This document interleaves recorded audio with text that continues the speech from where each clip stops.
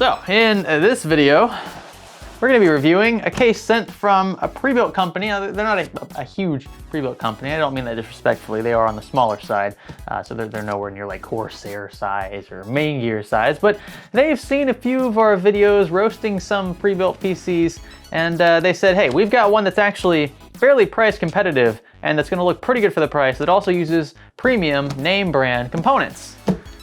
Can you check it out? I said, sure. Why not? If you're sick of seeing that same Activate Windows watermark over and over, snag an OEM license from SCD Key. You'll have a fully activated OS in seconds, and you can kiss that watermark goodbye. And be sure to use menu offer code GSL for that sweet discount. Now, I must confess, this is not the first time we've opened this system, so it is a little more beat up than it was when it first arrived. And there's a story behind that. So the system initially was packaged very well. This is going to be kind of a lot for you guys to take in. I should have probably watched for that. Anyway, yeah, as you can see, it's a little beat up now. This is my fault, although it was split when it first arrived. The internal packaging seems to make sense to me. This is one of those expandable little packs that you put into systems when you want to ship them across the planet. This is definitely recommended because you don't want your graphics card shaking violently when folks from UPS and FedEx decide to get fancy. My buddy's gonna hate that I just said that he works for UPS. I'm sorry, Bo, I'm sorry. But yeah, the packaging was acceptable. Didn't find any problems with that. We did, however, have a problem with the graphics card itself. I don't think this was a shipping problem. It doesn't seem like it would have been a shipping problem because it was the only issue with the integrity of the build. We're gonna cut to that scene right now. They've also got these expandable packs in here that keep the other components kind of in their places. You don't want the graphics card rocking around during shipping. Let's pull this out. And okay. That shroud is I did not expect that. All right, the shroud is off. I'm not sure if that's because they went with the ASRock version of this card or not. Actually, it looks like it's missing screws, like just straight up missing screws, because they aren't in there. Okay, we'll be back momentarily.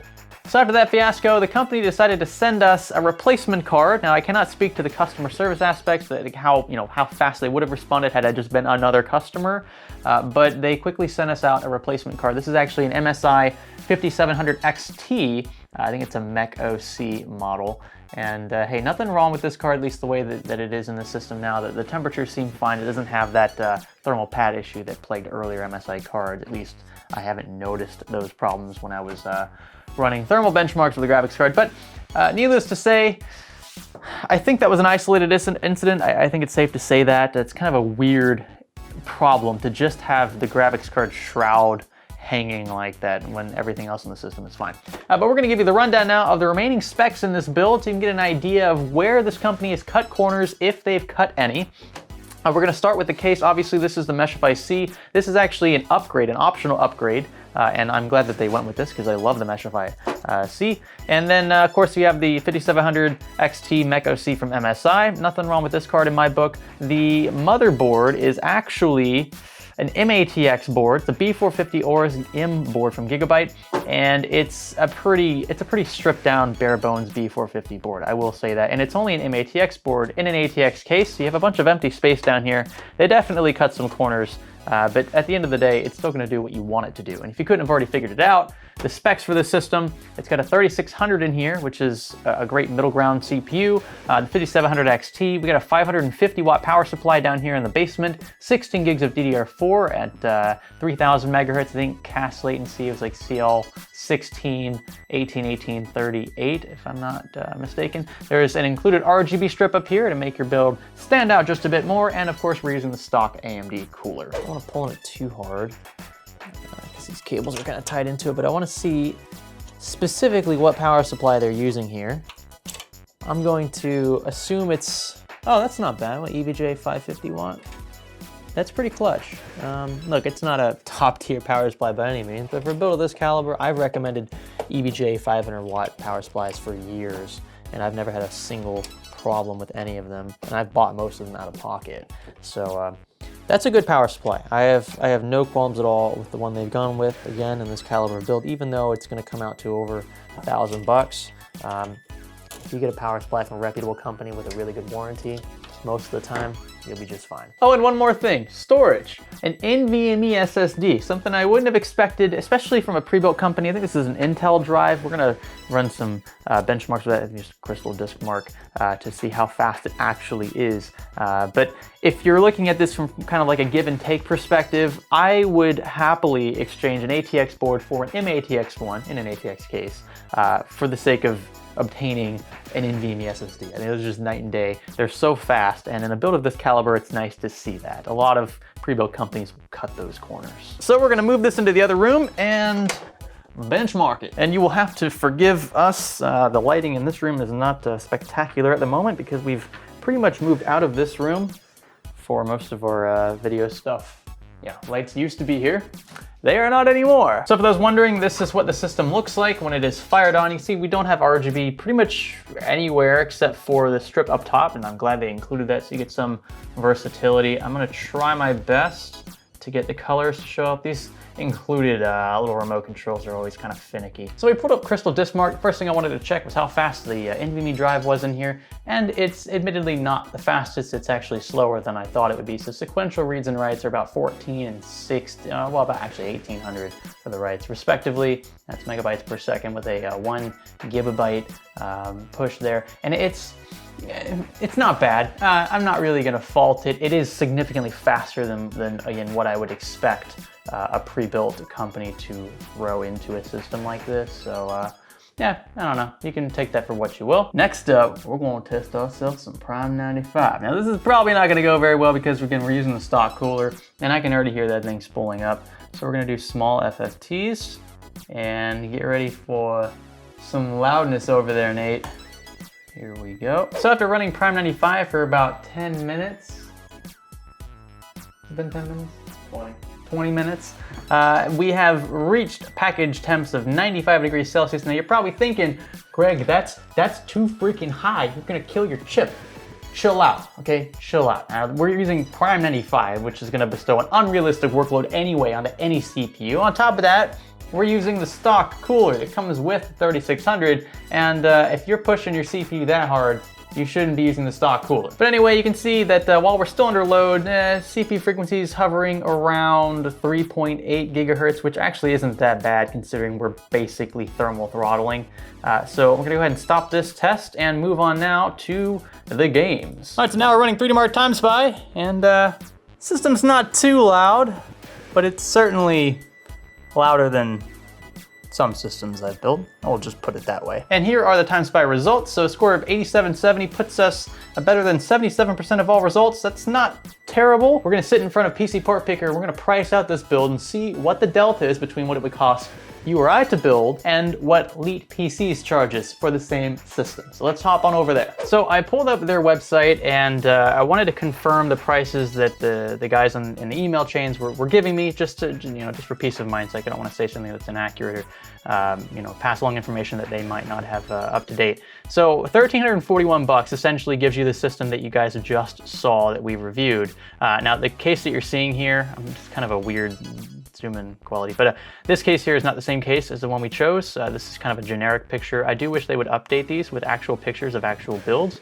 but we've got the Meshify C selected here. You can see the B450 board, the Ryzen 5 3600, the stock air cooler, 5700 XT, the crucial 1 terabyte NVMe, Windows 10 Home, 16 gigs DDR4 3000, a 500 watt A+ bronze. They don't have 550, which was that was what was in our system, but they just have a 500 watt unit.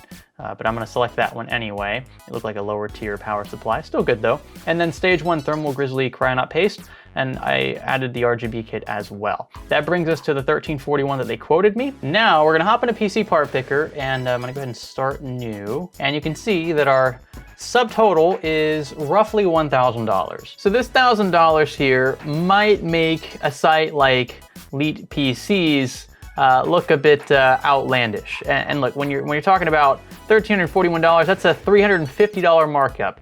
That might seem pretty steep on the surface, but you gotta remember, we did not include Windows 10 here. Now, I'm a big proponent of buying a Windows 10 key from a third-party key reseller. Those are gonna work for the most part. The ones we advertise, I've always had work, and that's why I continue to advertise them.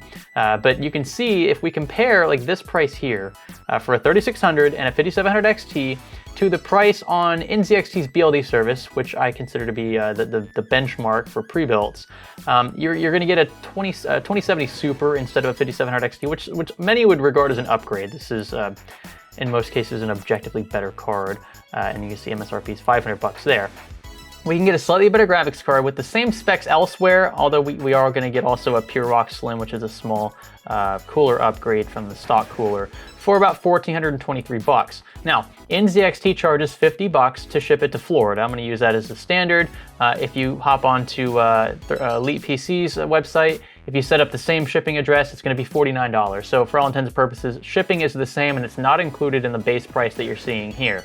At the end of the day, if you want this system shipped to your door, it's going to cost roughly $1,500.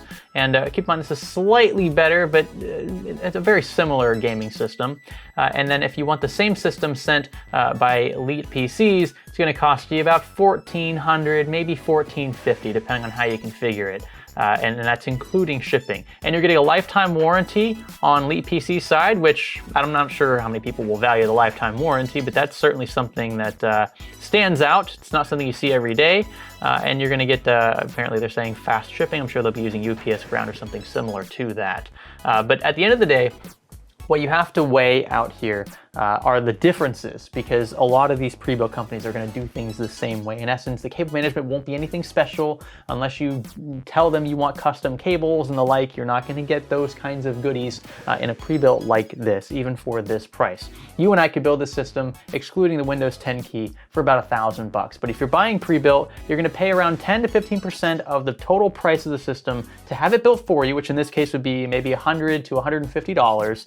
You're also going to pay, in their case, an extra $100 to $120 for Windows 10, which is going to be an OEM, not OEM, it's going to be a retail key, which I don't recommend you buy, but that's something that you have to deal with if you buy a pre-built system. That's going to bring you, again, another $120 above what you could build it for. And then on top of that, you're also paying slightly for the service, for the warranty. In this case, Elite PC's warranty is significantly better than NZXT's. You can get 2 years warranty on all parts and labor in this case, but Elite PC's is advertising a lifetime warranty, which is pretty crazy. So I've got a few more things to say about this, but at least you get an idea of where they stack up to the competition, and NZXT's BLD service is pretty competitive. I don't think this is too terribly a price system. I know what you're thinking, Greg, why are you saying that this isn't a bad price if it's marked up $350 over what you could build it for according to PC Part Picker? Well, we assume the $167 price from Walmart for the 3600. If you want to bring that up to MSRP, that's a $40 delta. So we're closer to $300 difference there. And you're also probably gonna have to pay for shipping, at least for some of the components, unless you're getting all of them through Amazon Prime. And even then, you're still paying for Prime membership unless you're getting a discount for being a student or a teacher, and there are a few other discounts there. But you get the point. So the margins narrow slightly. We made an assumption about the motherboard because we couldn't find that price anywhere. And you get the PC assembled for you, which again, it justifies a markup of its own, but nowhere near $350. And then Windows 10, the problem with the retail key versus buying a volume or OEM key from a site like one of our sponsors. It's just that you kind of can't get around that if you're gonna buy pre-built. And when you take those things into account, this isn't terribly priced, especially if you wanna compare it to something like BLD, which has traditionally been fairly competitive in the pre-built space. So Elite PCs, you did a pretty good job. You're not terrible. You're not in that category where I'm just flat out like not recommending you. And I think that's pretty cool of you guys. That's not easy to do, especially as a smaller pre-built company. Again, I mean no disrespect when I say it like that, but you do have to compete with some pretty big names, and you know, being able to keep your price super competitive when seen in the light of those companies That's a feat in and of itself. So congrats on that. I imagine this probably won't appeal to a lot of you who are DIY guys. I totally understand. I would recommend you build a PC yourself, not buy one pre-built like this, because you can be more particular about what parts go in, and you can also save a good chunk of change. But at the end of the day, if you want one built for you, this is among the cheapest you can find, especially in this $1,000 to $1,400 I guess window for PC prices. If you guys like this video, thumbs up, click that subscribe button, and I'll catch you in the next one. My name's Greg. Thanks for learning with me. Also, let me know what you think about this pre-built. Is it one that you would even remotely consider? I'm curious. Comment down below.